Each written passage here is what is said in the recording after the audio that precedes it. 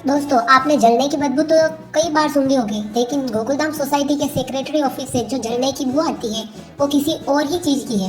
वो है बीड़े के उस मिडिल क्लास इको के जलने की जो जेठालाल का टर्नओवर देखकर रोस्ट हो जाता है। उसकी सबसे बड़ी जलन का कारण है पैसा। एक तरफ है हमारे जेठालाल, जिनके पास गड़ा इलेक्ट्रॉनिक्स जैसी नोट छापने की मशीन है और बेचारे मेहनती भी बहुत है। वो हर साल नए नए ऑफर निकालते हैं, अपनी फ्रिज के साथ टीवी फ्री, तो कभी वॉशिंग मशीन के साथ इस्त्री। और दूसरी तरफ है हमारे भिंडी मास्टर। इनका सबसे बड़ा ऑफर क्या है? बेटा, इस महीने की फीस एडवांस में दे दो तो तुम्हें सुविचार वाली डायरी फ्री दे दूंगा। जेठालाल जब अपनी दुकान का शटर उठाता है तो लाखों का माल अंदर बाहर होता है, और भिंडी मास्टर जब अपने घर का दरवाजा खोलता है तो सिर्फ अब्दुल का उधारी वाला बिल अंदर जाता है। मतलब भिड़े को रात में सपने में भी आते हैं कि टप्पू ने गड़ा इलेक्ट्रॉनिक्स बेचकर सखाराम खरीद लिया है। भाई साहब, आप ट्यूशन में बच्चों को A+B का होल स्क्वायर पढ़ाते रह गए और जेठालाल ने मुंबई में अपना खुद का स्क्वायर फुट खरीद लिया। अब बात करते हैं लाइफ स्टाइल की। जेठालाल की सुबह होती है गर्मा गर्म जलेबी फाफड़ा और पपीते के संभारे के से, और भाई का नाश्ता भी ऐसा होता है कि किसी राजा का राज्याभिषेक हो रहा हो। और हमारे भिंडी मास्टर, इनकी सुबह होती है माधवी भाभी के ताने और सखाराम की कीक से। भिड़े को सबसे ज्यादा गुस्सा तब आता है जब वो बालकनी से देखता है कि जेठालाल सुबह 10 बजे आराम से सो रहा है। भिड़े का दिमाग कहता है, अरे यार, मैं सुबह 5 बजे उठकर सुविचार लिखता हूँ, सोसाइटी का चक्कर लगाता हूँ, फिर भी बैंक बैलेंस जेठालाल का क्यों बढ़ रहा है? भिंडी भाई, भगवान भी उसी को देता है जो चैन की नींद सोता है। आपके सुविचारों से अगर घर चलता तो आज गोकुलधाम का नाम सुविचार धाम होता और सबसे अमीर आप ही होते। और अपना भिंडी मास्टर मेंटेनेंस के नाम पर जेठालाल को नीचा दिखाने की पूरी कोशिश करता है।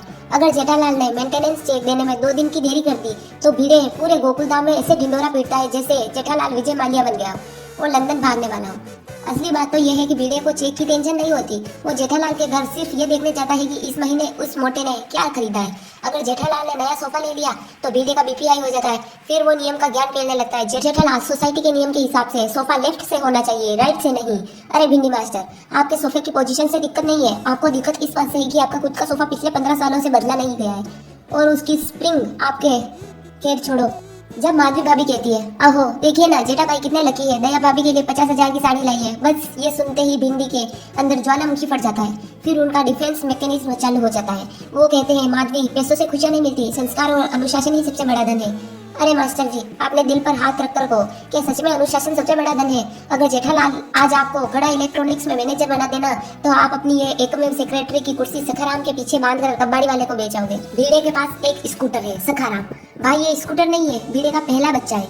माधवी भाभी अगर गलती से भी सखाराम पर बैठ जाए ना तो भिड़े को ऐसा लगता है कि जैसे किसी ताजमहल पर थूक दिया हो।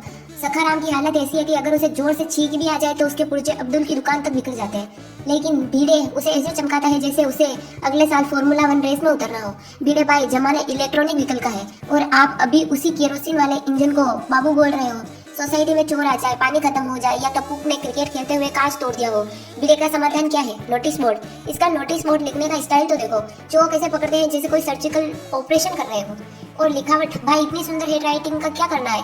और जब कल सुबह 10 बजे मीटिंग है, सबको आना अनिवार्य है, यही लिखना हो। और भिड़े भाई, व्हाट्सएप ग्रुप नाम की भी कोई चीज होती है, ये अभी भी कबूतर उड़ाने का ही प्लान है। भिड़े एक ट्यूशन टीचर है, इसके लिए पूरी दुनिया अनुशासन पे टिकी है। इसका सबसे पसंदीदा डायलॉग है, हमारे जमाने में। मतलब मुझे तो लगता है कि भिड़े ना डायनासोर के जमाने का है, और डायनासोर भी शायद इसके यहाँ पे ही ट्यूशन पढ़ने आते थे, तभी तो ये डायनासोर के प्रजाति का ही लगता है मुझे तो।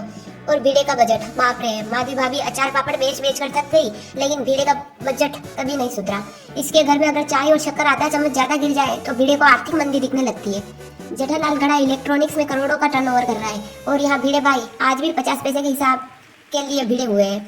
भाई साहब, नाम आत्माराम है पर आत्मा हमेशा बचत में ही अटकी रहती है। और भिड़े की इसके बाद भी सबसे बड़ी टेंशन न तो जेठालाल है और नई सोसाइटी का मेंटेनेंस का चेक, इसकी असली टेंशन है टप्पू। भिड़े को लगता है कि टप्पू उसकी बेटी सोनू को लेकर ऐसे गायब हो जाएगा जैसे मार्केट से 2000 का नोट गायब हुआ था। भिड़े भाई का घर तो बालकनी पर ही बसा है, वहीं से वो 24 घंटे टप्पू पर ऐसे नजर रखता है जैसे CID में ACP प्रत्युमन यही हो। और सोनू जरा सा नीचे क्या उतर जाए, भिड़े बालकनी से ऐसे चिल्लाता है जैसे सोनू चांद पर जा रही हो। सोनू बेटा जल्दी आ जाना, जमाना बहुत खराब है। अरे भिड़े भाई, जमाना खराब नहीं है, बस आपको डर है कि कहीं टप्पू गड़ा इलेक्ट्रॉनिक्स का वारिस आपकी बेटी को माधवी के अचार से दूर न ले जाए। मुझे तो लगता है ये भिंडी जब रात को सोता होगा ना तो उसे सपने में भी स्पेशल इफेक्ट्स वाले आते होंगे। मतलब सपने में भी उसे दिखता है कि टप्पू और सोनू भाग गए और जेठालाल बालकनी से खड़ा होकर कह रहा है, अयो भिड़े भाई, अब तो हम समधी बन गए, अब मेंटेनेंस का चेक भूल जाओ। यही सोचकर भिड़े भाई रात को उठकर अपना चश्मा साफ करने लगते हैं कि कहीं टप्पू अभी पाइप से चढ़कर तो नहीं आ रहा है। मास्टर जी इतना शब्द सीआईडी का दया भी नहीं करता है जितना आप टप्पू के नमस्ते पर करते हो। भिड़े चाहता है कि सोनू को कोई ऐसा लड़का मिले जो रोज सुबह उठकर सुविचार लेके और पाँव वड़ा खाकर खुश रहे, लेकिन यहाँ टप्पू है जो टिपेंद्र से टप्पू बन गया। पर भिड़े की नजरों में वो आज भी वही बच्चा है जिसने उसकी खिड़की का कांच तोड़ा था।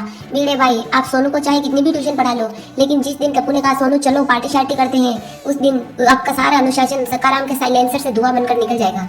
तो मास्टर आत्माराम जी चिल मारिए, सोनू कहीं नहीं भाग रही, और अगर भाग भी गई तो कम से कम जेठालाल के घर ही जाएगी। वह घड़ा इलेक्ट्रॉनिक्स की फ्री में फ्रिज और एसी मिलेगी।